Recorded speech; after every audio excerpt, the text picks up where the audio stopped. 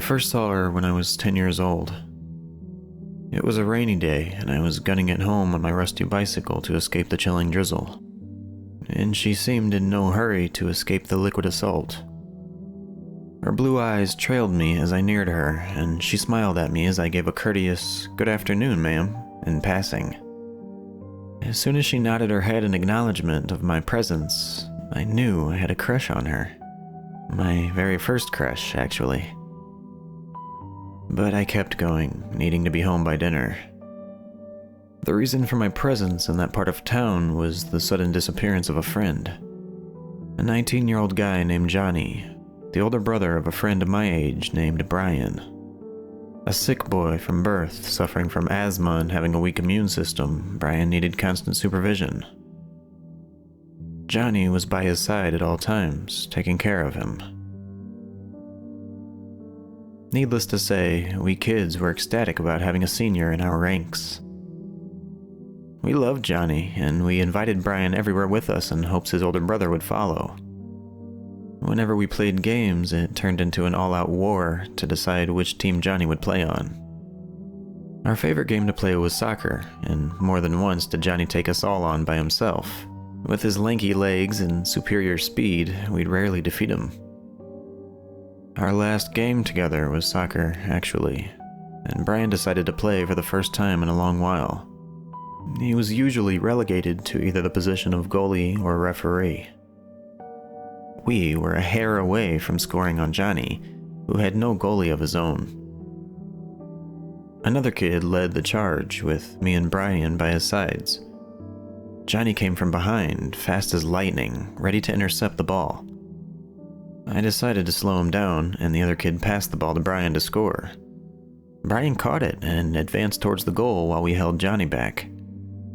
But before he could make the kick, Brian stopped dead in his track and grabbed his own chest. He began coughing, falling to his knees as his breathing grew heavy and his face went pale. "Time out!" Johnny yelled, and the urgency in his voice froze all of us.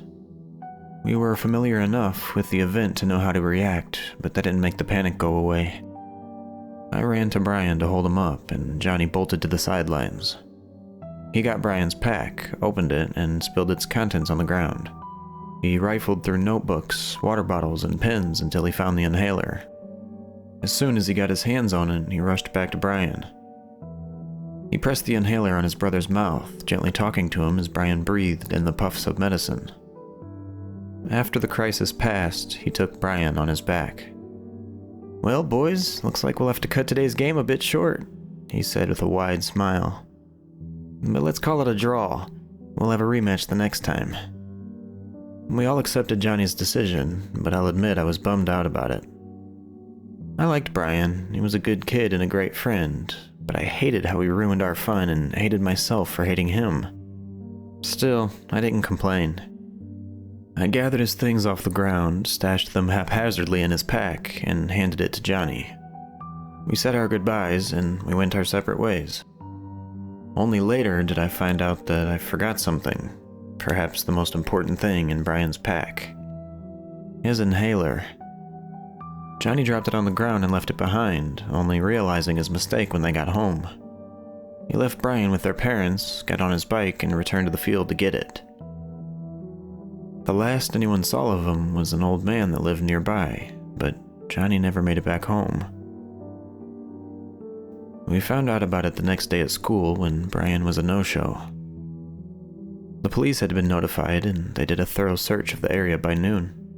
They found Johnny's bike in some bushes and found the inhaler still in the field, but there was no sign of him. No witnesses, no tracks, not even a scent trail for the canines to follow.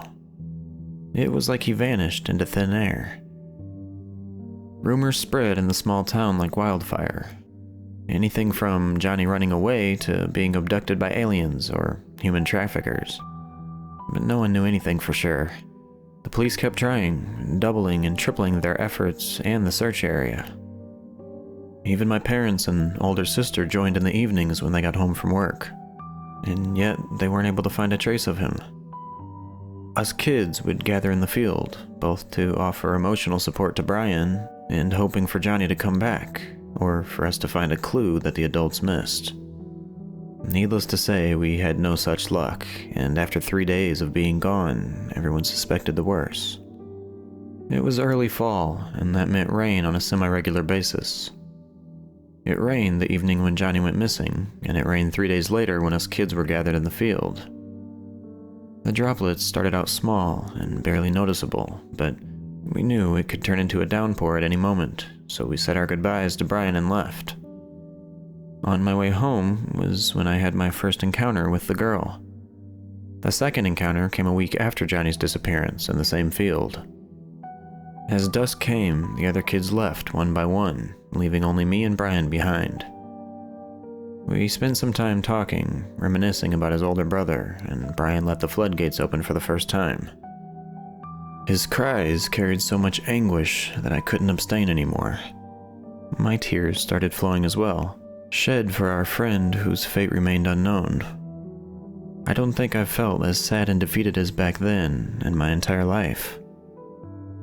Me and Brian wanted to spend a bit more time out there to let our emotions run dry, but it started raining again. "I better get going," he said, rubbing tears and snot away with his sleeve. "I don't need Mom to worry for me too." "Be careful," I told him. He hopped on his bike and took off, but I decided to stay a while longer, rain be damned. I couldn't go back home yet, and it didn't feel right. So I waited as rain fell around me in bigger and bigger droplets, facing the forest beyond the field and the town. Although we used the field to play various games, it wasn't exactly a stadium. Back in the 50s, when big swaths of trees were cleared to make room for houses, the planners overestimated their ability to sell land to prospective homeowners. That left an almost perfect ring of flat land around the town, terrain ideal for us kids to play. Our field was one such place, a square of grassy terrain cut out from the surrounding forest. No lawn, no goals, no lines drawn with chalk. We brought our own cinder blocks to mark the terrain, and we gathered them in a pile when we were done playing. I sat on that pile, elbows on my knees and my face between my palms, watching the sun setting over the forest. The rain picked up a bit, but I was too engrossed in my memories of Johnny to care. I was so out of it that I didn't notice the girl approach me from behind. She laid a hand on my shoulder, giving me a good scare. "Hey," she greeted. Her voice was angelic. "Oh, good evening, ma'am," I answered. "What are you doing out here? You'll catch a cold." Seeing the sorrowful expression I gave in answer, her smile died down.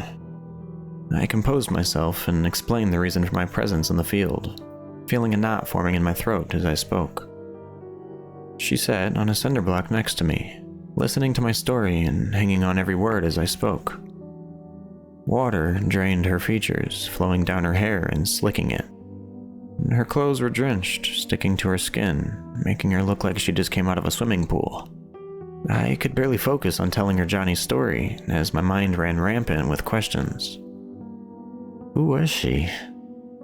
How was she so drenched when the rain was pretty tame? How have I not seen her around before? But I pushed the questions aside and finished spinning my tale, and she gave me a thoughtful nod of her head. "I'm so sorry to hear that," she said, and her voice was filled with genuine empathy for my struggle. "But I'm sure they'll find him soon.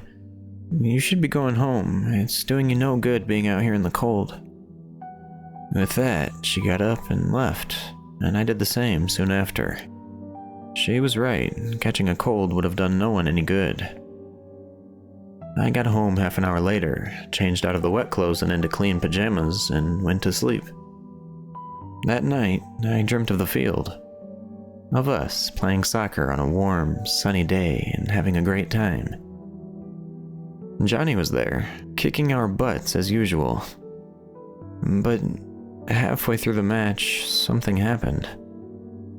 Everyone else froze as rain began to fall around us out of the blue. Their heads turned slowly, and their eyes were filled with terror. I followed their collective gaze, scared of what I'd find, and my eyes landed on the girl. She stood ominously in the forest's edge, the finer details of her body hidden by low-hanging foliage and darkness. But I could still recognize her. She had a wide grin on her lips, and her blue eyes shined weakly in the darkness.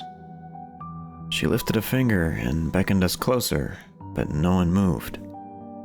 No one except for Johnny, who walked towards her with hesitant steps. The girl pulled back a few steps, entering the forest, and Johnny picked up his pace. Seeing him leave us behind, memories flooded me.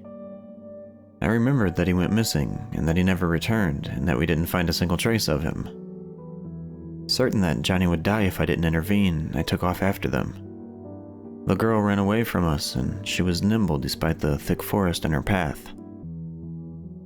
It felt like we were chasing a mirage, a ghost that wasn't concerned with the obstacles in its path. In a matter of moments, I lost sight of her, and I could barely see Johnny's back as well. His lanky legs carried him at a pace that my stubby feet couldn't match. But I was determined to not let him and Brian down, so I powered forward. With sharp inhales that burned my lungs, I forced myself to run faster. The deeper into the forest we got, the harder the rain came down, bringing strong gusts of wind with it. The weather got so bad that I couldn't see 10 feet in front of myself, but I didn't lose track of Johnny. As the downpour reached a crescendo, powerful enough to nearly blow me off my feet, I caught sight of the girl. She stopped running, allowing Johnny to catch up to her. She was on the shore of a small pond with one foot in the water and one on the uncertain dirt surrounding it. Johnny neared her, and she opened her arms for him, latching them around his neck. In each other's embrace, pelted by rain and ruffled by wind, they kissed. Johnny leaned into her, and she pulled him in tighter. Their bodies pressed against each other in the throes of passion. I didn't know what to do, what to think about the situation, so I froze. With her lips pressed on Johnny's, she looked over his shoulder at me. She was grinning, so wide that it reached her eyes and arched her brows. She gave me a wink, and then she jerked her whole body backwards in one swift motion, dragging Johnny along. They collapsed in the shallow water, with her vanishing under the waves and pulling Johnny under as well. Taken by surprise, he screamed and struggled as he sank. But he was gone in a heartbeat. I tried to move, to rush over and to help him, but my feet felt like they wouldn't budge. Try as hard as I might, I couldn't move a single muscle. Even my voice got lost in my throat as I tried to yell out. I jolted awake, covered from head to toe in sweat. It was still dark outside, but my bedside clock showed that sunrise would come soon. I got dressed and left the house post-haste, not waking anyone up to tell them I was leaving. The rain outside stopped, and the only sounds in the streets were the squeals of my bike as I pedaled as hard as I could. With the dream fresh in mind, I made my way to the field. I jumped off the bike, leaving it behind as I ran into the forest. I followed the path as best I could, running even faster than I had in my dream. My guts were screaming at me, telling me how bad of an idea this was, but I couldn't stop. I got turned around a few times, the darkness of the night and the thick foliage disorienting me. But I found the clearing in a few minutes. The clouds above dispersed, allowing the moon to shine its faint light over me, and it was enough for me to see. But to this day, I wish I hadn't seen what I did. I wish I would have gotten lost or given up and returned home, but I didn't. The pond was nearly dried out, reduced to a sheen of dirty water covering the swampy mud beneath. An arm poked out of the muck, pointed at the sky, and I saw that it was green and waterlogged. I fell backward in fear, crawling away on my elbows and screaming. Someone must have heard me, because cops arrived a few minutes later, entering the forest in search of me. "Hey!" they yelled into the night. "Is anyone there? Are you in trouble?" "Help!" I answered. I kept shouting to guide them, seeing the beams of their flashlights approach me. When they found me cowering at the base of a tree, all I could do was point to the arm sticking out of the mud. My God. one of them whispered when they shined their lights on it. I only caught a glimpse of Johnny's swollen, rotting face, but it was enough to leave me catatonic. Just like his arm, his cheeks puffed up as his skin and flesh absorbed water. His eyes bulged, staring at us with dried-out irises and yellowing scleras. One of the officers, a woman with kind eyes, kneeled in front of me and blocked my view. "It's fine, it'll be fine," she said, but I wasn't sure if it was for me or for herself. The next few days passed in a blur, and I remember very little of them. The cops escorted me back home, and they brought in the forensics team to examine Johnny's death. They concluded that it was an accident, that he, for whatever reason, walked into the forest and ended up falling into the pond that swelled with the rain. The mud acted sort of like quicksand, drawing him in and under the water until he drowned. Johnny's family was devastated. Everyone expected him to be dead at that point, but they held out in hopes that he might return alive. Seeing his condition, his family chose to have a closed casket funeral. One I couldn't bring myself to attend, even though Johnny was close to me and my friends. Brian took his older brother's death the hardest. He became a shut-in, skipping school more and more often, and barely being mentally present when he came. We couldn't get a single word out of him most days, and he stopped joining us in our outings when those resumed after a while. He fell off the social map, cutting contact with everyone and everything. At any rate, time kept passing, and the mental wounds began healing, albeit slowly. Me and my friends started going out to play again. And although it wasn't the same without Brian and Johnny, it was fun regardless. We found a new playground on the opposite side of town, choosing to no longer use the field that held so many memories of the past. More friends came, some old ones left with time. Normal group dynamics. It was a year until I saw the girl again. Johnny's death anniversary came up, and I decided to visit the field where we used to play in.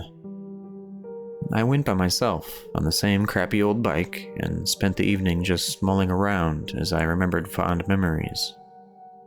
Rain clouds invaded the town skies earlier in the day, blocking out the sun and threatening us with cold downpours, but I wasn't dissuaded. The clouds finally broke at sundown, sending small droplets plummeting to the ground at first, but slowly growing in intensity. I didn't see where the girl came from, but she found me on the same old pile of cinder blocks, reclaimed by vegetation. "Hey, it's you again," she said, making me jump to my feet with her sudden interjection. I was scared of her, thinking that she was indeed Johnny's murderer and that she was here for me now. "Are you okay?" she asked with a smile, stopping a small distance away. "You look like you've just seen a ghost or something." She chuckled, which set me somewhat at ease. I was still ready to bolt it at any moment, but my tense muscles relaxed for the time being. She approached the cinder blocks and sat down, gesturing for me to do the same. "I'm fine," I answered her question. "You just gave me a good scare, ma'am." "Oh, come on, kid," she said, her smile widening. "Stop calling me that. I'm not that old." "Then what should I call you?" I asked, hesitantly sitting down next to her. My question seemed to take her aback for a moment, and she needed to think about it for a heartbeat before she answered. "You can call me Narita," she said. "It's my name, after all. What should I call you?" "My name's Jameson," I answered, "but all my friends call me James." "Nice to meet you, James. Say, did your friend come back?" Her question blew me away, leaving me speechless for a moment. I didn't know what to say, but I eventually told her about it. All of it. The nitty-gritty of how I found Johnny's corpse and the ripples that his death caused in our community, only leaving out the dream I had that led me to finding him. Just like a year ago, she was very patient and compassionate towards my struggle. My worries melted away when faced with her warm presence and demeanor, and I was sure she couldn't hurt a fly, let alone another human. Anyways, we parted ways when it started going dark and the rain picked up. Life kept going forward, and I soon forgot about her again. With the passage of years and the troubles that adolescence brought, the painful memories also faded. I went to high school, finished it with decent grades, and decided to go to college to make something of my life. That meant moving away from home for the first time, into a big city and a cheap, cramped apartment. I'll keep this part brief because I don't want to bore you with the details of my new college life. I found part-time work at a local Mickey D's. I got neck deep into student loans, and I still needed help from my parents every month to make ends meet. My father got a new job to help me out, which meant moving into a different city and leaving our town behind as well. We didn't sell our family home though, and I'd soon be thankful for that. The COVID pandemic and the lockdowns it brought came at me in full swing during my second year. My college closed down and classes moved online, but I decided I didn't want to do it that way. So I put college on pause, quit my job, and returned home to avoid paying unnecessary rent. My parents were okay with it, but they stayed in the city. Their new jobs weren't affected, so they had no need to return. Dad wanted to keep sending me money and have me stay at home, to maintain the house and whatnot. But I refused and went job hunting in the area. I quickly found work as a night shift cashier at a local gas station just off the highway, spending my nights there and my days either playing video games or repairing stuff around the house. Most of 2020 was spent that way, in more or less complete isolation. Summer came and passed with no sign of the pandemic slowing down and colleges opening back up, so I decided to wait another year. As autumn came, I received some terrible news through the grapevine of gossip. As I've said before, I fell out of contact with Brian after Johnny's death. He went through his rebellious phase during his teenage years, starting to abuse soft drugs like alcohol, cigarettes, and weed. In time, he moved on to harder stuff, stealing and selling things from his home to fuel his mounting addictions.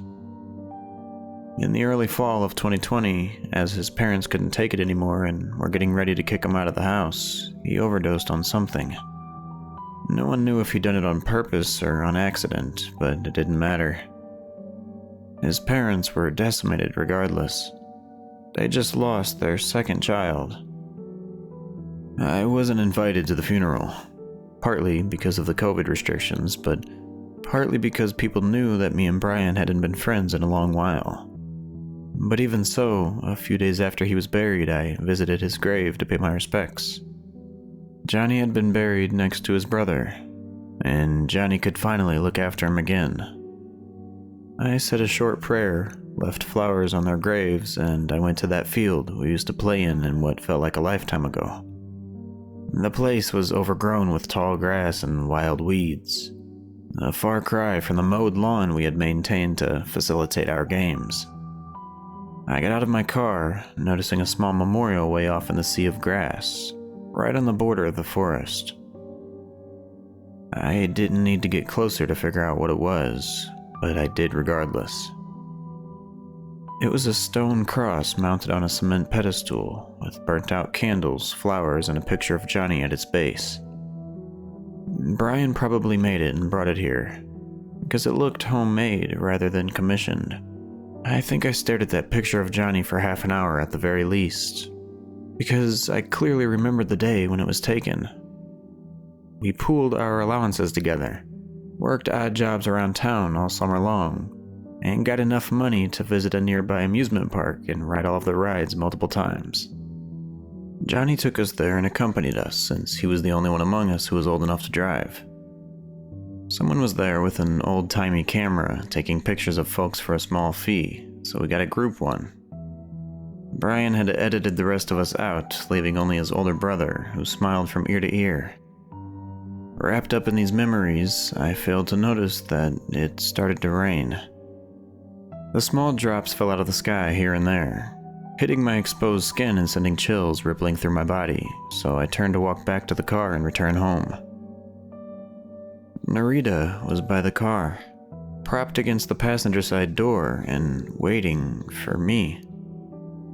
She smiled when I noticed her and waved a hand through the air to make me hurry up. By that point, I hadn't seen her in the better part of a decade, but she didn't look like she'd aged a single day. Even her clothes were the exact same. "James," she said when I got closer. "I haven't seen you in so long. My, how you've grown." "Hey, Narita," I greeted. "What's up?" "Oh, just the usual," she said, as if I was supposed to know what her usual was. "How about you?" "Same," I answered. "I went off to college, but the pandemic forced me to come back home." We talked for a while longer, though I did most of the talking and she did most of the listening. But the rain started getting on my nerves, so I invited her over for coffee at my place instead, where we could talk in peace while we warmed up. "No," she flat out refused. "I can't come."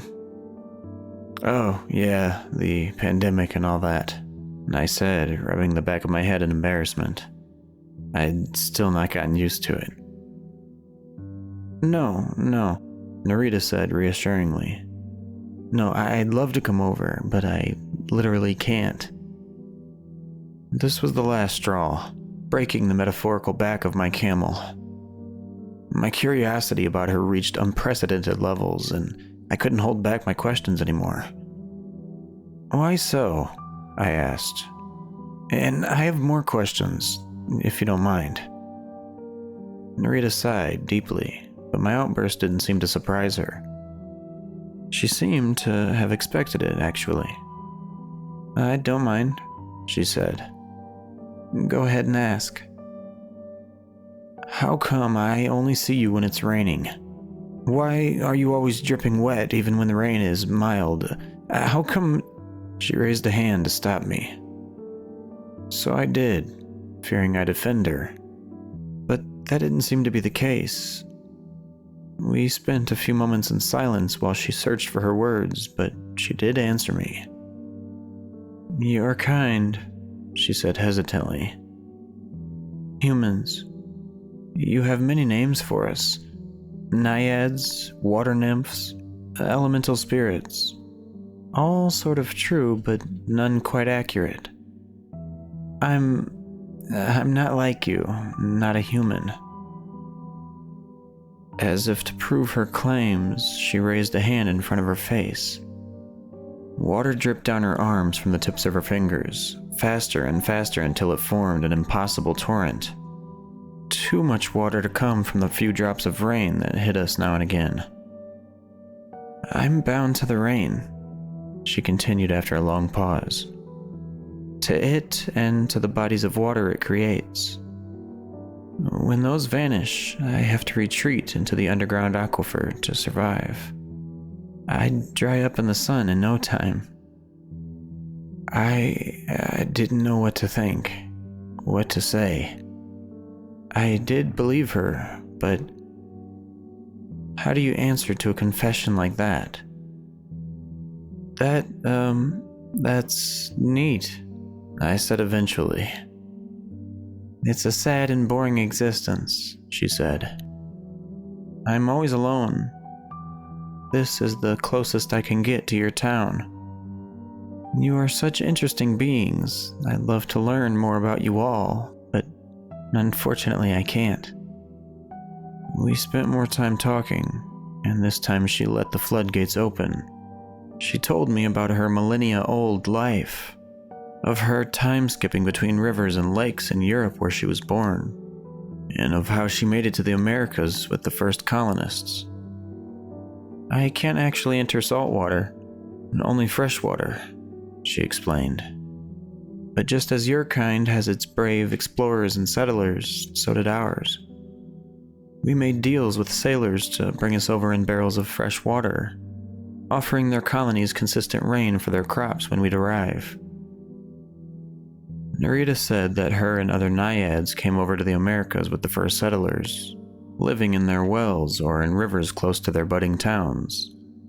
Just like they had promised back in Europe, the naiads provided the settlers with regular rain, and in exchange they were revered as deities. But that didn't last for long. After the first few generations of humans, only the elders were left who knew about the naiads and their deal with them. As younger generations returned to Christianity and other religions, the naiads were all but forgotten. Soon after the last humans who knew of us died, we abandoned their settlements, Narita said. Some of us still stayed behind and kept their part of the deal, but they perished long ago. And now you're stranded here, all alone? I asked, which caused Narita to wince. Basically, most other naiads either died or returned to Europe. There's very few of us left.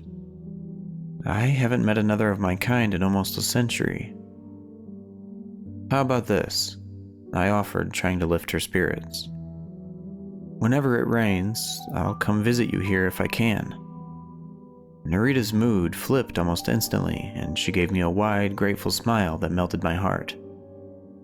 I left that evening, but true to my word, the next time it rained, I returned. This time I was better prepared with a raincoat, boots, thick clothes to shield me from the cold, and most importantly, a movie that I downloaded on my phone for us to watch. If Narita couldn't come closer to us and experience human culture, I could bring it closer to her. I found her on the pile of cinder blocks, waiting for me to arrive. I pulled out my phone, which I kept in a Ziploc bag to protect it from water damage. And after I explained what it was to Narita, I got the movie playing. We watched many more of those in the meantime, so I can't remember them all, but I know that the first movie we ever watched was the Titanic. Sappy choice for her first movie, I know. But I figured she'd like it since it had a bit of everything. And, well, to say that she liked it would be an understatement. She loved it. She was infatuated with it.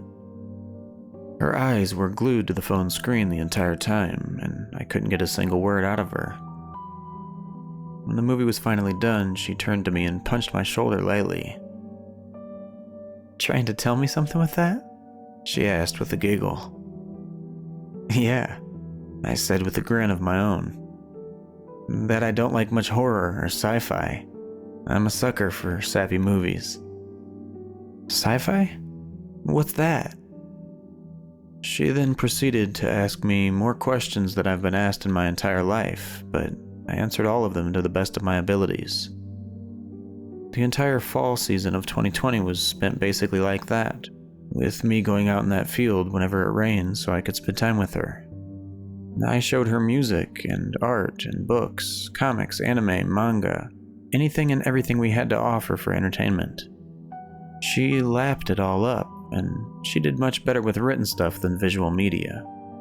She rifled through a digital copy of 2001: A Space Odyssey in minutes, explaining that her mind could run at much higher speeds than ours if she so chose. During this time, my crush on her only grew stronger and stronger. Even though I didn't think much about her before, when I was a teen and all that, the feelings instilled into me when I first saw her never really went away. And now they returned in full swing, deepening with every moment we spent together. She was just amazing overall. I couldn't get enough of her.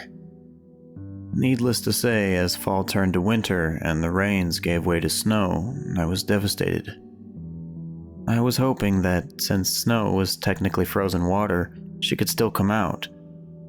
But she didn't. And the winter of 2020 was the loneliest, most boring one of my life. Each day was torture, and I merely went through the motions of going to work, showering, eating, and generally staying alive. The only thing that powered me was the prospect of spring, of the snow melting and the rains returning, bringing Narita back to me. The months rolled by me slowly, but soon enough, 2020 came to pass. January of this year also came and went. And to my delight, the snow started melting recently. In fact, just a week ago, we got the first rain of the year. It was still cold as balls, and I knew it could turn to snow or sleet at a moment's notice, so I didn't lose any time. I got dressed and left the house in a hurry, jumping in my car and speeding off towards the field. My hope was that I could somehow convince Narita to come live with me, at least until it got warmer outside. I didn't know exactly how we could accomplish that, but she said she rode across the Atlantic in a barrel of fresh water, so it was definitely doable. I reached the field before I reached a solution for my dilemma, but I hoped she could help me out and our two heads combined could be better than one. My heart took a heavy blow when I didn't find her there, waiting like she usually did. Was it still too early for her to come out? When would I see her again? Would I ever? She said that her kind could still die, so what if she died in the meantime? My mind ran wild with questions, and when I couldn't take the burden of not knowing the answers any longer, I started shouting, "Narita! Where are you?" I left the sidewalk as I yelled, stepping onto the muddy grass and approaching the forest. "Hey! Are you okay? Please!" It was nearing evening, but it wasn't dark out yet. The sky was tinted in that signature red glow of sunset, now blocked by the heavy gray clouds. My screaming attracted the attention of the neighbors. I realized as much when I saw some porch lights turning on. But I didn't care. I kept at it, turning in the field like a madman, screaming at the top of my lungs. I saw an old man leave his house and either offer to help me or tell me to zip it. But he got to do neither, because I caught sight of something in the woods. Narita's shape was there, masked by the dark shadows of the trees, watching me. She reclined against a trunk, seeming weaker and frailer than I remembered. Her eyes shined faintly, barely above a wisp of light. Something wasn't right with her, and that made me worry more. She lifted up an arm and gestured for me to go with her. Figuring that she didn't want to be seen by others, I obliged and took off running through the mud. Now, I know that what I did was stupid, and that every decision I made afterwards was a bad one. I know it, and I regret it. I regret not stopping to think it through, but you know what they say, hindsight is 20/20. In the heat of the moment, worried for my friend and crush, I didn't think straight. I ran into the forest after her, but Narita ran away from me. I yelled for her to stop, that it was me, and that I would help her if she wasn't well. But she didn't listen. The winds and the rain picked up the deeper into the forest I followed her, until I couldn't feel my hands and feet from the intense cold. But I trudged on, even when my visibility dropped to my immediate surroundings and I had to slow down to a crawl. I kept walking, screaming out her name. I lost sight of her in the sudden storm, but I hoped that she would come back to me. And she did. She came at me from behind, fast and vicious, picking me up and pinning me against a tree. The fast movements and the sudden impact almost left me breathless, and I struggled to look at her through the water that dripped down my face. She looked sick and malnourished, weaker than I'd ever seen her before. And her skin was cold as ice. She was never warm to the touch. Her body had always matched the ambient temperature. And that held true in that moment as well. She snuggled up against me, trying to get her body as close to mine as possible in what I assumed was an attempt to warm up. Tears started rolling down her face, clearly visible even through the downpour of water that covered her body. She buried her face in my chest, hugging me so tight that I had trouble breathing as she sobbed.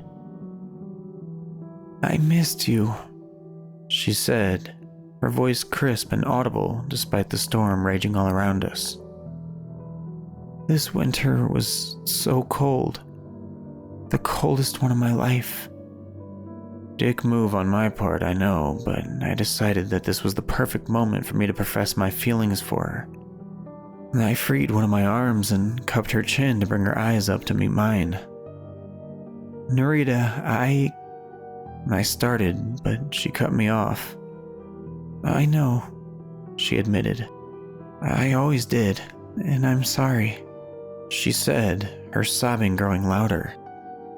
For a moment, I feared that she didn't reciprocate my feelings, that my confession would drive her away and I'd never see her again. For the first time in centuries, I'm so sorry. I try to abstain. I try to take as little as I can to survive, but I can't help myself anymore. I didn't get to ask her what any of that meant. Before I knew it, she shot up on her toes and pressed her cold lips against mine. My mind ran rampant with a whirlwind of emotions that put the outside winds to shame. This was all that I'd ever wanted, and then some. I hugged her tighter, lifting her off her feet in the process, and the heat of passion took over me. I ended up tripping in the mud, falling on my back and bringing her down with me. But she didn't seem to mind. Our lips never parted, and her pursuit for me was wild. I only figured out that something was wrong when I realized that I needed air, that I hadn't taken a breath in a hot minute, and I'd soon suffocate. Narita's skin turned into a raging torrent that blocked my nose, and she kept my mouth too preoccupied with hers to allow air in. I placed a hand on her chest to gently push her away and take a desperate inhale. But my palm sank. Her flesh gave way around my fingers, turning into water and allowing them passage into her being. My nerves fired instantly, sending bolts of pain rippling through my body. It felt as if I plunged my hand into a vat of acid, as if my flesh were breaking down fast, leaving only bones and agony behind. I tried to scream, but I couldn't. I snuck a foot between us and tried to push her away with it, but it met the same fate as my hand. It sunk into her up to the knee, and I felt it erupt with just as much pain. I was scared. Either my struggle would completely dissolve me, or Narita would suffocate me. When even her tongue turned to water, filling my mouth and throat as it flowed endlessly out of her. My fear turned to sheer terror. She would drown me. As I felt my tongue being seared with pain as well, all fight left me and I resigned myself to my fate. There was no escape for me. I was a goner, and my only hope was that there'd be anything left of me for the authorities to find. Oxygen deprivation finally caught up to me, and I fell unconscious, with Narita still straddling me. I woke up a few days later in the hospital, missing an arm up to the elbow, a leg up to the knee, and my tongue in its entirety. A cop visited me soon after to take my statement and shed light on my unexpected survival. As it turns out, the old man that left his home as I yelled like a crazy person called the cops when he saw me run off into the woods. This being a small town with not much of anything going on, a patrol car was able to answer right away. They found me, passed out in the woods a few minutes later, with parts of my body waterlogged as if they'd been submerged for days or even weeks. The flesh was completely ruined, the cop told me. For Christ's sake, son, your arm fell off when I picked you up. The doctors had one hell of a job ahead of them when I brought you in. And that was true. The doctors and nurses were in for the case of their lives, as was the local police. They amputated whatever couldn't be saved, and worked around the clock to keep me from dying from infections and dehydration and whatnot. But they pulled it off. Seeing as I couldn't speak without a tongue and I lost my dominant hand, the policeman was kind enough to go to my house and fetch my laptop for me. I know the guy. His name's Gus, and he's a great dude, so I trusted him with the keys to the front door, and he did me this favor. With my laptop at hand and a notepad present, I started answering his questions one by one. But I wasn't truthful with them, of course. I knew I'd come off as completely crazy if I told him anything. Instead, I said that I probably had a mental breakdown from being isolated for so long, and I went off the deep end. I told him that I didn't remember what happened to me, how I sustained so much water damage in a matter of minutes because I passed out soon after I entered the forest. Pretty strange indeed, Gus said when I was done. I'll send this info up the chain. Maybe someone knows an explanation or something. Soon after that, he bid me a fast and easy recovery and left. I appreciated his intention, but I wasn't a fool. There'd be no way for me to recover and get well. My life was destroyed. I'd never be the same. That was yesterday. I got the password to the hospital's Wi-Fi this morning, and I researched a bit more about naiads. I found a lot of lore and plenty of accounts about them, but they're all pretty much contradicting each other, so I don't know what to think anymore. The only things I'm sure of is that Narita wanted to consume me to sustain herself. That she was the one who killed Johnny all those years ago for the same reason.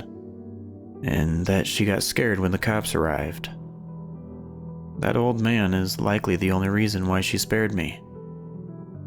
That brings me to the present, and to why I decided to write this out while I still can. As evening came and gray clouds rolled into the skies above the horizon, they brought more rain.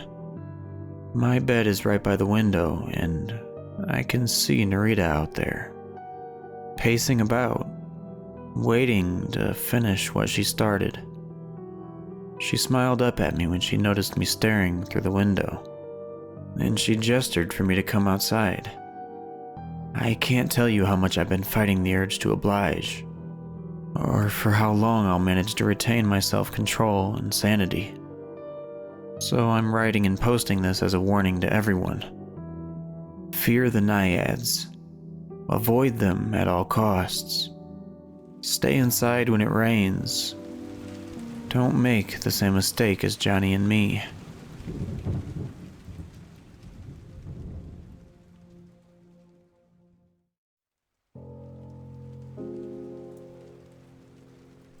When I was a little kid, I would stay up late and watch TV without my parents realizing. This, of course, introduced me to late-night TV. Something that little me just couldn't get enough of. It seemed so adult, all the programs that would play, and the local news station would often play infomercials and recordings of adult conduct at town hall before they would start the morning news at 6 a.m. Nothing seemed weird at first. I had been doing it the past couple of weeks, and the older, more mature TV was teaching me lots of new things that my parents were, I guess, too uncomfortable to teach me. They were shy people, and so my only outlet to learn about adult life was late-night TV. I would watch these and learn, avidly. It almost became like second school to me. Then, it got weird. The channel would suddenly switch to the local news station without warning and without me touching the dial. I would get up to switch the channel back to what I was watching, but the channel wouldn't change. I would watch the infographic, or whatever else happened to be on, for a while until it would let me change the channel. I was young and stupid and thought it was just the TV being weird, so I would always just shrug it off and move on. It would progressively get worse as the days wore on. No matter how many times I would switch the channel, the TV would go back to the news minutes later, sometimes even seconds. The jingle in the background of the scheduled programming list, always looping, quickly got stuck in my head. Night after night, I would sneak into the living room and sit mere inches from the screen to keep the noise low and watch the news station. I had given up on watching anything else and would sit entranced as the infomercials and discussions would quickly sink me into their adult world of numbers and big words. It would pull up the scheduled program listing off what the viewer would be watching that night, always ending back at 6 a.m. with the morning news. There was almost always an infomercial that would last about an hour, and then a recording of some of the events from town hall, and then some kind of special event like a talk on faith or culture. Always very patriotic, of course. It wasn't until after a few weeks of watching the late night news channel that it got even weirder. One day at around 4 a.m., the scheduled programming list pulled up along with that same jingle that was ingrained in my head. It was all normal. 2 a.m. was a recording of some happenings in town hall. 4 a.m. was a talk on television and its effect on the youth. 5 a.m. was paid programming and the morning news at 6. It was progressing fine when all of a sudden the music stopped and the screen started to glitch. I looked away, the noise and visuals scaring me, until the music started again. I was surprised to find that there was now a section called Children's TV where the talk on television had previously been. It began to play, starting with a zoom in on a carnival showing children laughing and playing, but the sounds were distorted, and their laughing sounded like low, warbled screeches. The television screen suddenly cut in and out, and a cartoon was starting, with the audio back to normal. I watched as a hunter tried to catch a deer, getting outsmarted at every turn. I watched him set a bear trap for the deer, but the deer lured him into it, and his leg was caught in the trap. But instead of yowling and then getting angry and trying again like any other cartoon, this man screamed and cried in pain. He let out horrifying, agonizing, painful cries, and the deer ran away. He fell to the ground, and I watched as blood began to pour from his wound, and I couldn't tear my eyes away from the screen, even when he was slowly picked at by birds, even as he nearly froze to death that night, and even when he soon died of dehydration and the elements. All of this showed to little me in the form of transitions. The man was reduced to bones, and the flowers began to grow, fertilized by his body. They were large and beautiful, and the deer came back, and it laughed and laughed. As it laughed, the screen grew fuzzier, and the sound rose in pitch until it was just a single high-pitched note. Finally, the cartoon ended and the jingle came back, and the rest of the night went as programmed. But the news station was never the same. It would suddenly distort and play loud, screeching sounds like metal scraping metal. It would always scare me. There was never a warning as to when it would happen, and the screen would seem to melt as the sound distorted. Then it would be normal again, like nothing happened. I was obviously scared, almost to the point of giving up on my midnight escapades to learn. But my curiosity of the world above mine, the adult world, had already sunk its claws into me. There was no turning back. Night after night, I would sit through the shrill screams and melted screens to see more. My sleeping schedule became so bad that my parents got me a doctor, thinking all the symptoms of having no sleep were due to an illness. This did not stop me. The distortions became worse and they lasted for longer. The bodies of the people in the commercials and in the town hall recordings and in the talks would all become dismembered, and their voices would all sink to incredibly low pitches. This, combined with the high-pitched shrieks, would lead to a symphony of hellish cries and devilish murmurs. Every night, the jingle would torment me, but I couldn't stop myself. Then one night, the news station was no longer available. It had stopped broadcasting. My life quickly got back on track. I slept better, and my grades at school improved. My health was also improving, very slowly, but enough to get me off any medicine I was previously on. My life was good. I lay in my bed one night, about to fall asleep, when I heard it. The jingle. I creeped into the living room, and the TV was on to full static screen, but the jingle was playing on loop, never stopping, never ending, always playing. That jingle. I watched, entranced, as images would slowly emerge from the static and a monotone voice instructed me. I grabbed a knife. I grabbed tape, and I listened as the voice told me what to do. The voice was right, and I should listen to it. The voice was calming, the voice was right, the voice was smart, the voice was right, the voice sounded like flowers. The voice was right.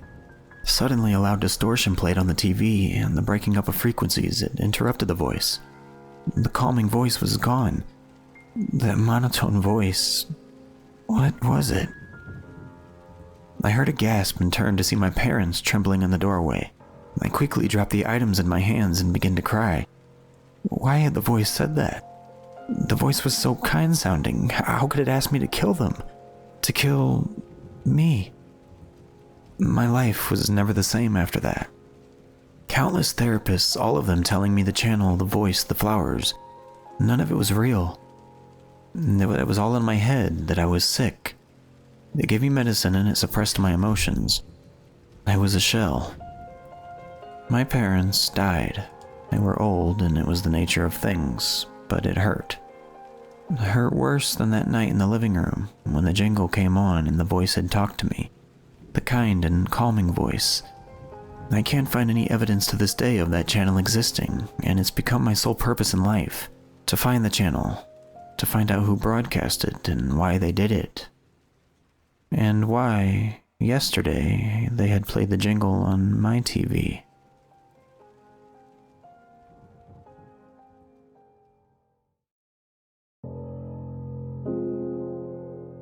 My mother has been acting strange lately.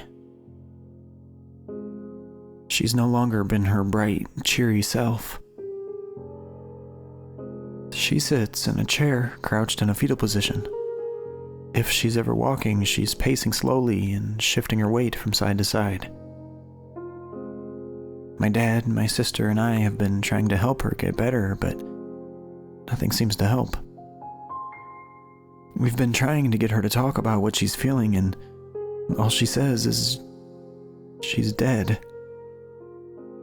She never means dead inside, but literally dead. She's asking us how we don't know that, and we keep telling her that she isn't dead and that she's right here. She keeps denying this. Mother has been making weird demands. That we find her body and give her a funeral, let her go, that kind of thing. She says she sees her skin decomposing and smells her decaying body in the forest. I keep asking her what she's talking about, and she's referring to a night she came home late after having met with friends. She came home around 11 p.m. and we assumed she lost track of time. The strange thing was that her car is nowhere to be found. We asked her if she walked home, and all she tells us is she died in a wreck. According to her, she slid off the road and her car tipped over. The impact killed her, she says. We've been trying to convince her that she's alive, but nothing is helping. Then, I got a call from the police. The officer on the line said that a car was found on the side of the road, tipped over. The person inside, who had been dead for days, fits my mother's description. They wanted someone to come to the morgue and identify the body. I was frozen with uncertainty after hanging up. My mother walked up to me, and I felt a cold draft wafting through my body. "See you at the funeral," was the last thing she said before she evaporated in the thin, cold air.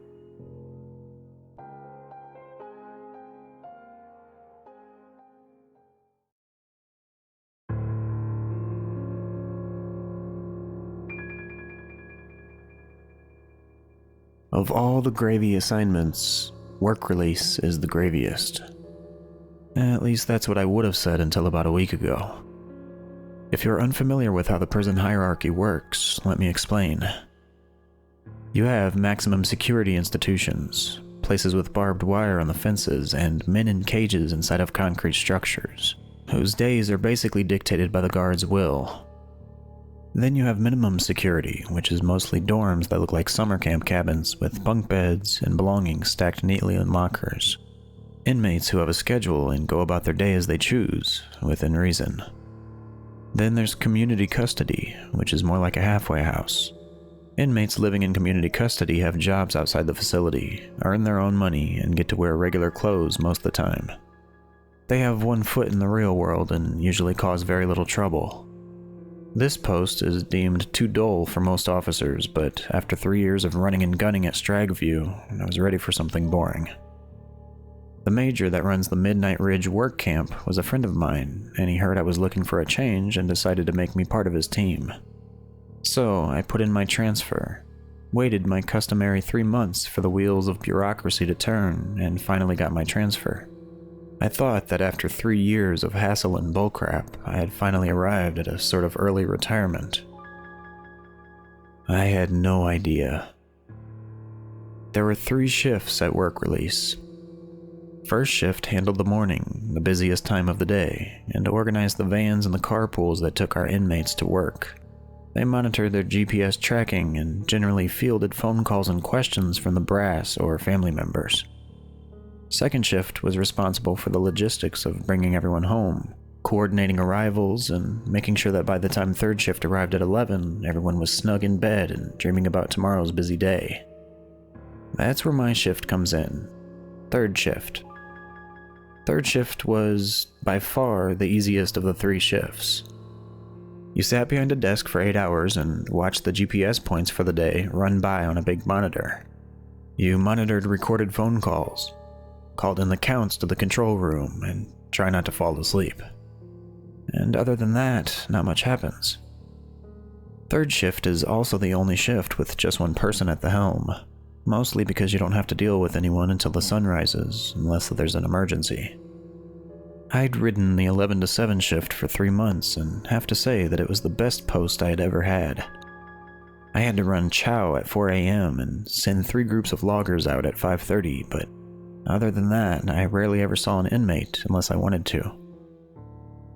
That's probably how I lost my focus. I was out on a compound check when I first noticed the sound. Every night, at midnight, I have to walk the compound and make sure everything is locked up. Aside from 2 dorms, there's a tool shop, a laundry room, a chemical shed, a motor pool, and a lawn shed where we keep the lawnmowers and weed eaters. It's also important to walk around and make sure grounds are free of garbage or that no one has tried to drop off any care packages during the day. I've been told that people will sometimes do drug drops when all the inmates are at work, so we walk around periodically and check the drainage ditches and look for turned up turf that someone's hidden things under. I was walking the grounds with my headphones on, listening to Spotify as I made my way around the ground, when a harsh noise cut into my music. It sounded like TV static, or the high hum of power lines. And I took my headphones off to clean the jack, thinking they were the culprit. When I slid them off, I realized that it wasn't the headphone. The sound was coming from the yard. Figuring it was an extra energetic cicada, I kept making my way around as I tried to find the source. By the time I had checked the last shed, the noise had stopped. I walked back in and set about the difficult task of finding something to watch on YouTube in between hourly rounds. An hour later, I was sitting with my feet on the desk and listening to a creepy reading when something caught my eye on the monitors. Most of the compound is wired with cameras. 1 in the kitchen, 1 in each dorm, 1 in each of the sheds, and 5 that sit at various locations around the outside. One of them faces the only road in. Another sits on the parking lot, and the other 2 face the rec yard in the backwoods. I looked at the cameras again, sure I had seen something blip across the back cameras, and nearly flipped my chair when I caught sight of the rec yard cam. Someone was standing in the rec yard, right in the middle of the basketball court, looking at the woods.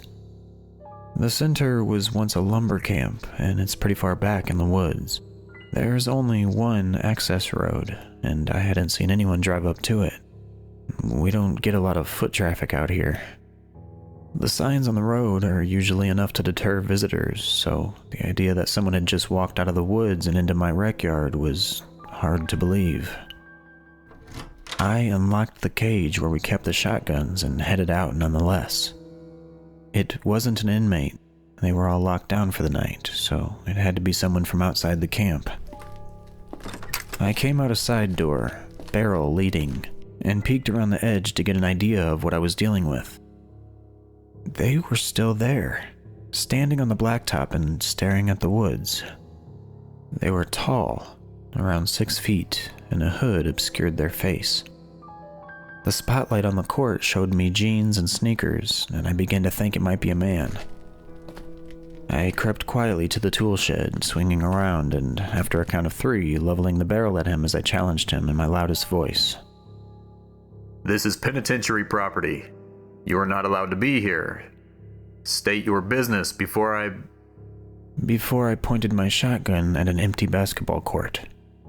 I swept the barrel around, trying to listen for footfalls or heavy breathing. The guy had been there 1 minute and been gone the next, so if he were still here, I should be able to hear him. There was nowhere he could have made it to in the 2 seconds it had taken me to come around the shed, and I was certain he had been there. I had seen him. The camera had seen him. And I started walking around the sheds as I tried to flush him out, challenging him every few minutes as I did so. 30 minutes later, I had to accept that he had gotten away. The cameras, though. I made my way back to the control room, opening the door with my key, and sat down in front of the camera bank.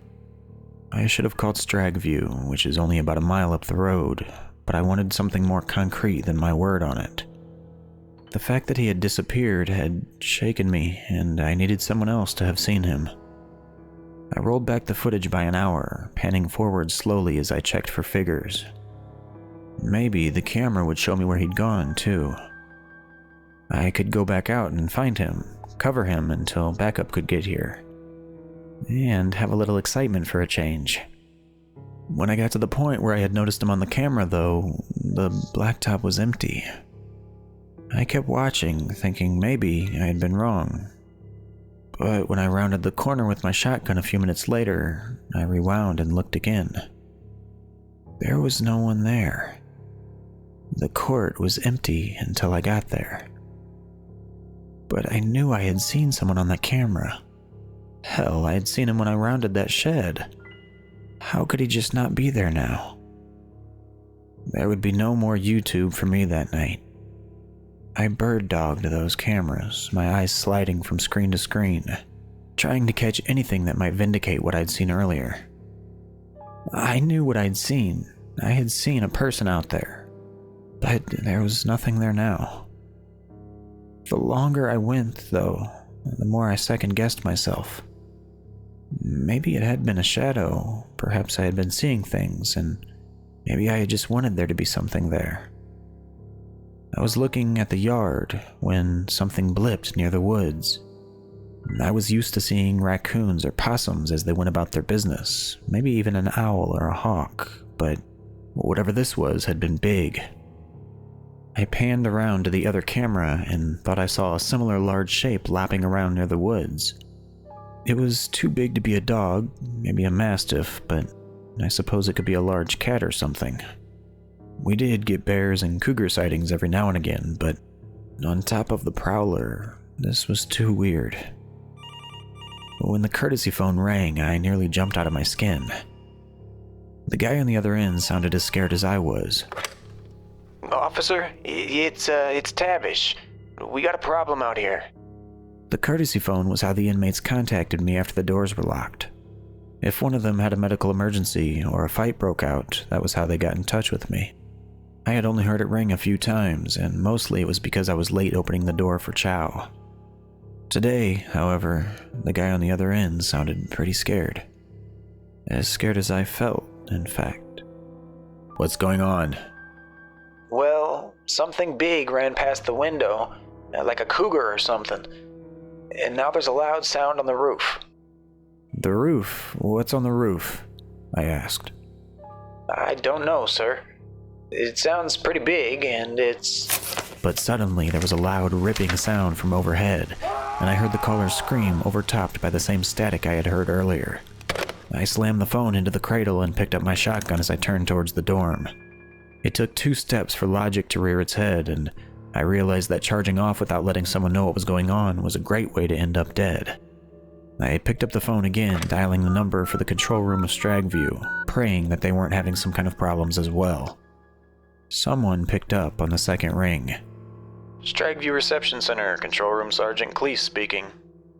I gave Cleese a short rundown on what was happening, and he assured me that he would send some officers around to help me. Just don't leave the control room. Lock the doors and stay put until we get there. ETA is probably about 15 minutes, but it could be half an hour. We are majorly understaffed tonight. Do I need to call the police as well? Maybe the... No. Cleese came back quickly and decisively. We will handle this. Stay put and don't do anything stupid. Then he hung up.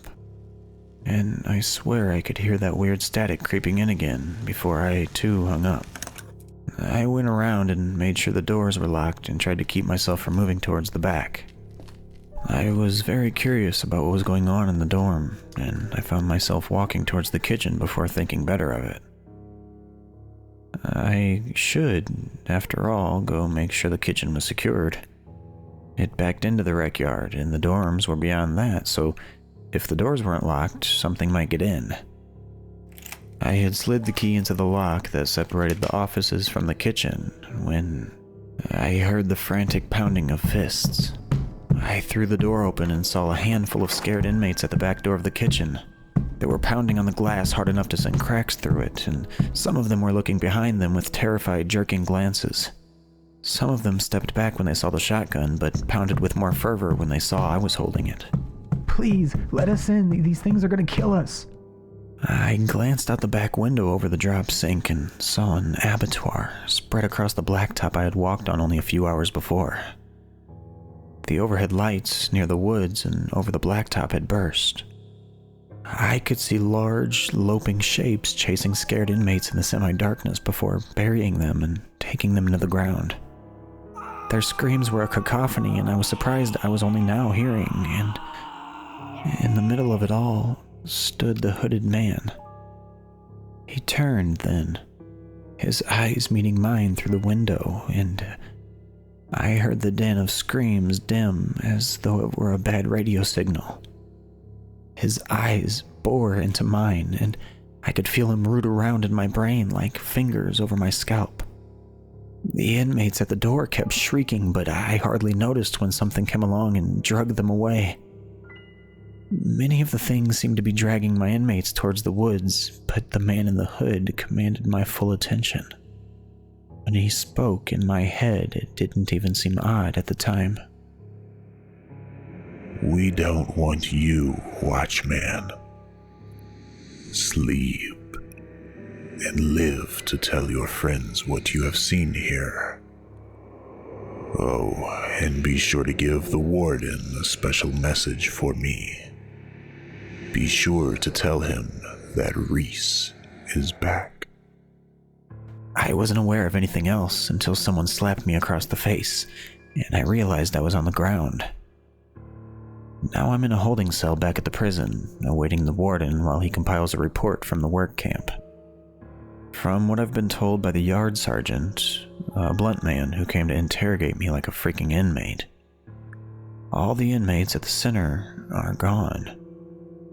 I told them about the things, about the man, and about the bodies and the blood out on the rec yard, but they don't believe me. The sergeant says that they haven't found any blood or bodies there. The only person they found was me, asleep on the floor after making a disturbing call to the prison about someone attacking the work camp. The doors to the dorms were opened, the locks missing, and they expect that there is now a roving band of inmates out in the Stragview woods. The only person that seemed to believe me was the warden, and he's out there now. When I first came here, he met me at the gate, asking me what had happened and what I had seen. I told him everything. I told him about the big creatures, things like hunting cats that had broken into the dorm, and the blips on the cameras I'd seen as they moved around. I told him about the phone call from inmate Tabish, where he told me about the creatures trying to get into the dorm and the static bursts as they had made it inside. Somehow. I told him about the man in the hood, even giving him the message that he had left for him. That was when the warden's carefully constructed cool had evaporated. Hold him until I get back. I will have more questions for him. I'm writing this down in my notebook so I don't forget it, so that if I ever get out, I can give it to someone and make sure it's seen. Something is going on in the woods around Stragview, and if I ever get to leave, I can promise you I will never be coming back again. Whoever Reese is, he has returned. And whoever Reese is, he's coming back for blood.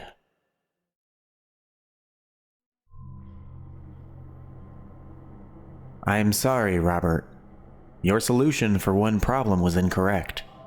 You will have to retake the exam tomorrow. The proctor returns my paper with a large, red ink, 97% F stamped across the top. Failure. There's no indication about which of the 35 problems I'd gotten incorrect. Unfortunately, I will not be going home tonight. No, there will not be any food, sleep, or breaks until I achieve the perfect score. Perfection is the way of the system. The system is perfect. The loud clanging of the other students' leg restraints simultaneously unlocking signals the end of class. As they begin filing out, a few of them look at me sympathetically, though they're careful to only do so in secret. To help a failure is unacceptable and punishable by death. Expressing sympathy for one is considered the same. One student jostles my arm on the way out, apparently by accident. "Here, you need this," Karina says in the faintest whisper, without moving her lips. I notice a small packet of food, just some energy tablets, really, is wedged beneath my elbow. She's risked her life for me, again. I knew she loved me. I would hope I'd do the same for her. Thank you. I breathe, but she's already gone. The room is now empty, except for a hovering, mechanized auto-proctor, making laps around the perimeter. It is here to enforce compliance in the absence of the human proctor. Without compliance, the system fails. The system is perfect. I study my failed exam, not knowing the exact nature of my error. I think it has something to do with the parabolograph. Unlike the other students, my parents weren't rich enough to afford the calculator brain implant that the others had smuggled into their own young children. I've had to study at least 10 times harder than the rest of them my entire life, simply to achieve the same results. Here in calculus, it's nearly impossible to succeed without a calculator. Working aids undermine the system. The system is perfect. My stomach rumbles, my throat dry and parched. Stealthily, I work one of the energy tabs into my mouth. Thankfully, it's full of liquid. Get to work. The auto-proctor screeches from the back of the room. I won't look back there. Jeremy is there.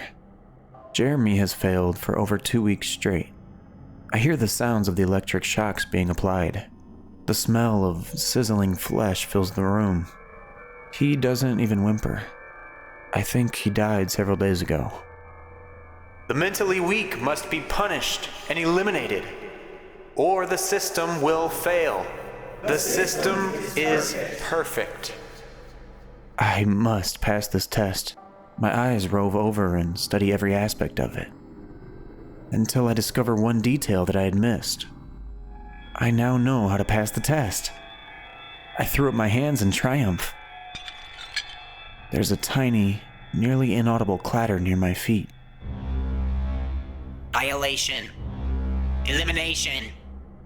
The auto-proctor blares, not only 10 feet away. Karina's energy pills. The system sucks. Every day, at least every one of mine, the sun always sets twice.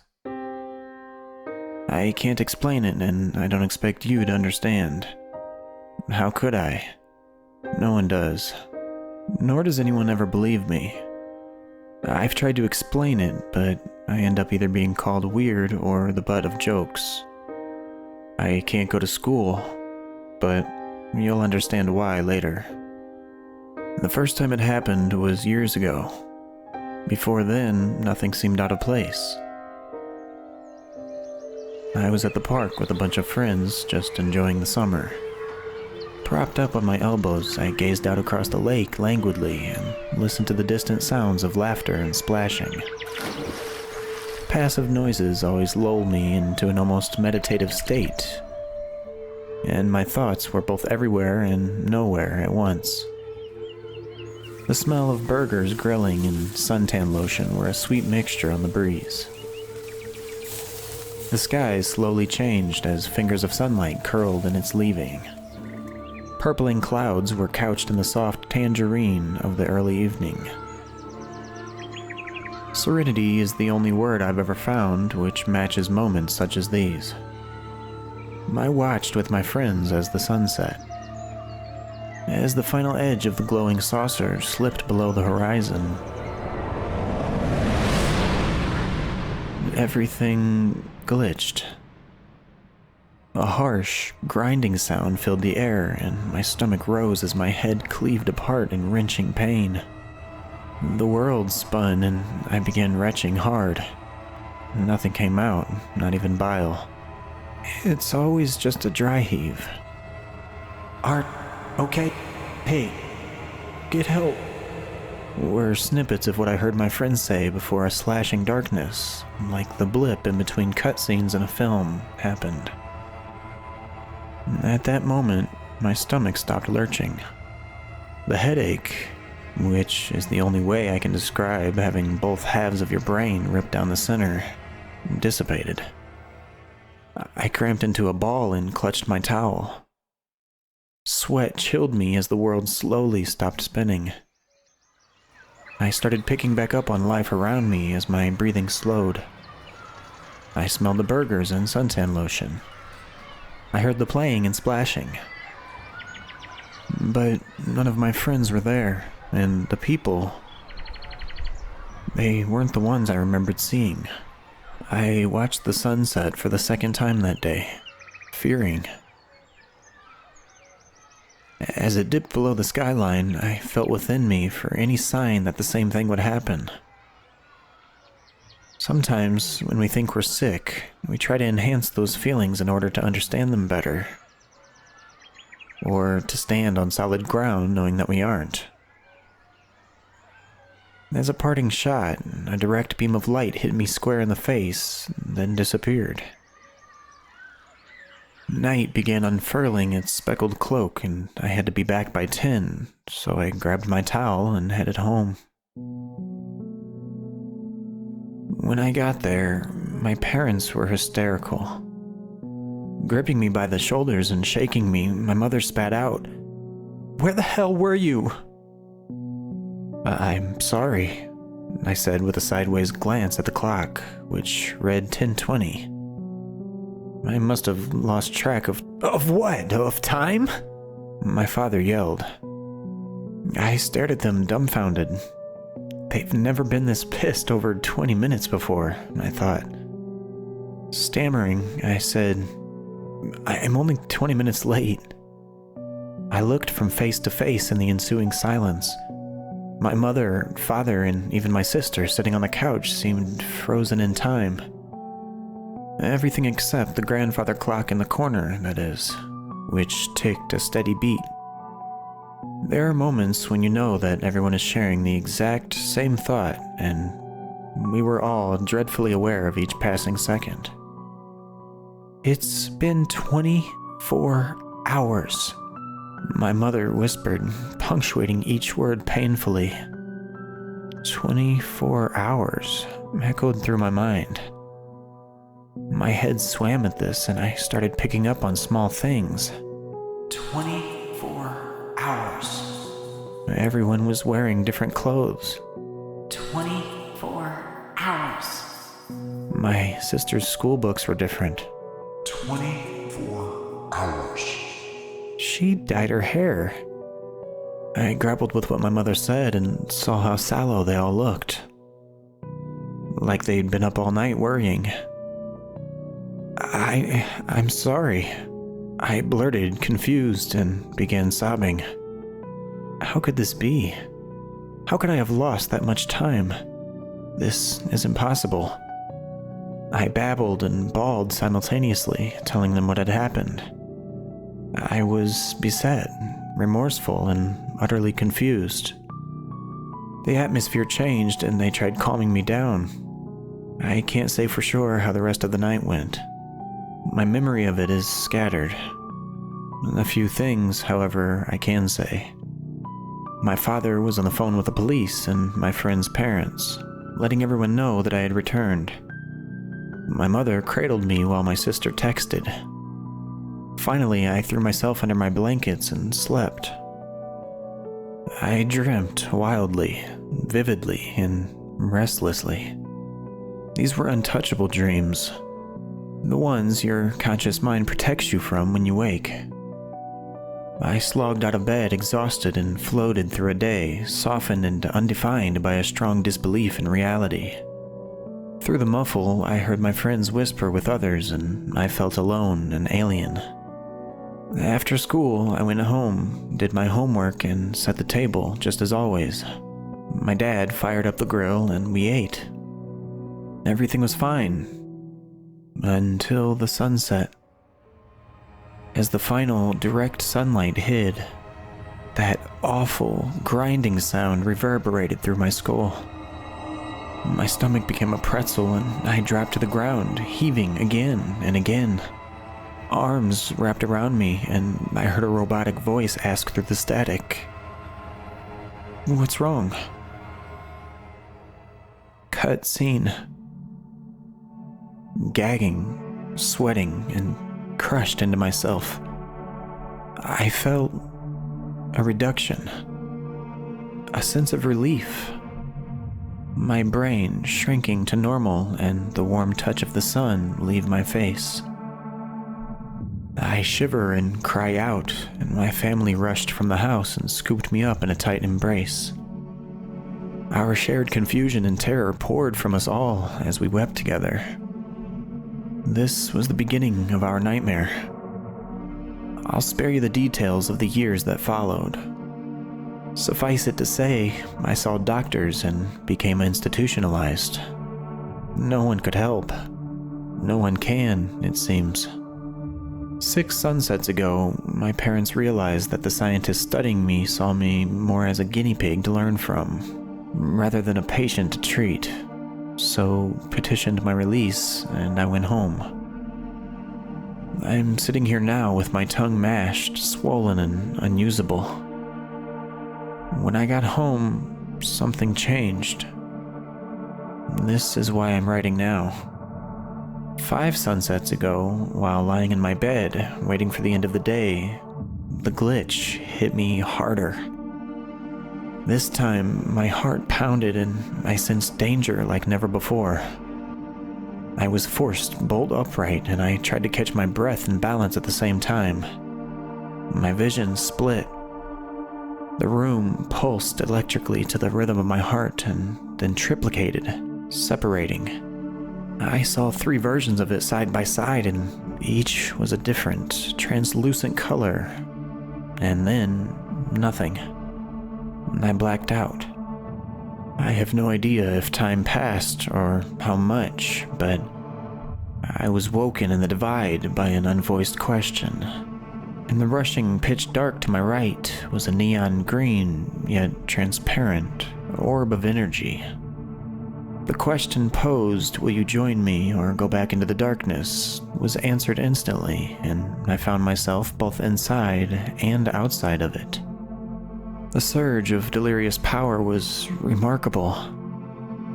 It moved at breakneck speeds, and I was overwhelmed. From inside, I spoke, but heard my voice projected outside in a deeper, throaty tone, saying, "Oh my God, oh my freaking God." Every move it made was absolute perfection. I'd never felt anything like it before. Imagery came to mind as we shifted and traveled. At times, it was like a roller coaster dipping, swerving, and ascending. At other times, I was flying downhill on a mountain bike through narrow strands of trees. All the while, it was reaching out, making connections and pulling things inside. I still can't understand what exactly was happening, but it felt like rebuilding. There was an urgency to it all, some underlying fear. It needed to make every move exactly. Nothing could be out of place, and it had something to do with what was lurking in the darkness just to our left. I was aware that out in the black was another entity, and we were racing. It was never defined, and I was too caught up in the shock of feeling perfection for the first time in my life to ask. But we needed to reach a certain point before it did. I knew we would, and the closer we got, the more my ecstasy grew. Yes, yes, I shouted. Just before we reached that spot, blackout. I woke up to my mother wiping a bloody froth off my face. She told me I had reappeared in a seizure. I swallowed iron. My tongue was a smashed potato that filled my mouth. Closing my eyes, I slept until morning. Every setting sun since, I've taken that ride, and each time that perfection has become incrementally less so. Every second sunset since, I've woken up seizing. I'm terrified of every evening, every race, and what it means to lose, and every time I open my eyes again. I'm writing this because I can no longer speak, and this evening might just be my last chance to share.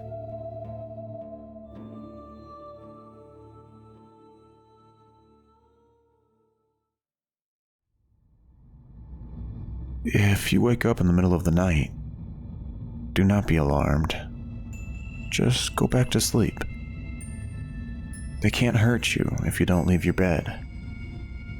If you do leave your bed, don't do it from 2 a.m. to 5 a.m. That's when they're at their strongest. No one is awake and the dark keeps them hidden. When leaving your bed, make sure to jump far from the bed. They can't reach your legs if you do. If you do leave your bed, stay away from the dark corners, as they hide there, waiting to grab you. If you do leave your bed, don't go to the bathroom, as they love that place the most. And lastly, if you do leave your bed, don't look at the mirror, because that is not your reflection.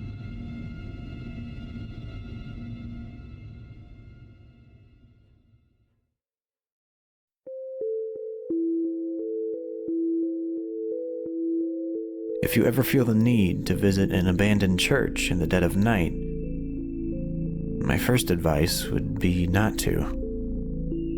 But you're a stubborn one, aren't you? So you're going to do it anyway. Fine. But let me give you some advice to survive the night. First of all, it's clear that if you're there, you are either a thrill seeker or trying to complete some mystical, creepy ritual. Or both. In either case, the key word here is cautiousness. If at any point you feel shivers begin running up and down your body, or get goosebumps, or worse still, feel someone staring at you from the shadows, get out. I'm serious. Whatever you're looking for there isn't worth your life. Another word of caution. Don't enter the confessional. Whatever is hiding in there is not a priest, and to be perfectly honest, it may not even be a human being. If you feel the urge to confess all of a sudden, reevaluate your life choices and wait till the daytime. Also, visit an official church and not one abandoned decades ago. If you do step into the confessionary and begin speaking to the voice behind the grilled wall, don't believe a word he says. He is a liar, a manipulator, and his intentions far from kind. Now, there might be wine waiting for you at the altar. Drinking it would be a monumentally bad idea. It will taste divine, yes, but at what cost? Don't forget to leave somewhere between midnight and dawn. Whatever is lurking there will be happy to keep you as their guest for far longer than you wish to stay, unless you follow this rule. The altar is the ideal place to kneel down and pray, but beware chatting with other penitents that might be asking the inevitably inverted cross for otherworldly favors. They might be human, yes, foolish enough to be there, just like you. But they might be the same kind of creature that lurks inside the confessionary. And finally, before you leave, I might have lied to you in these instructions. Only once. It's up to you to figure out what advice you shouldn't follow. Your life could very well depend on it.